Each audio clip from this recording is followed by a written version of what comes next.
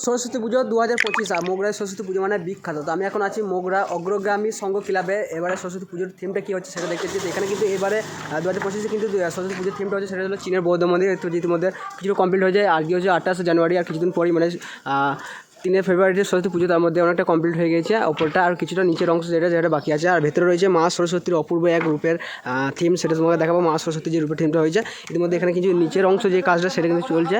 আর এখানে যে চীনের বৌদ্ধ মন্দিরটা যেখানে কাজের যে প্রপোর্শন সেটা কিন্তু ছোটো ছোটো বোতল দিয়ে এবং বোতলের শিপি দিয়ে সেখানে থিমের কাজটা চলছে দেখতে পাচ্ছি। এখানে কিন্তু বোতলে অনেক রকমের অনেক শিপি রয়েছে আর কিছু ছোটো ছোটো বোতল দিয়ে কিন্তু তৈরি হয়েছে।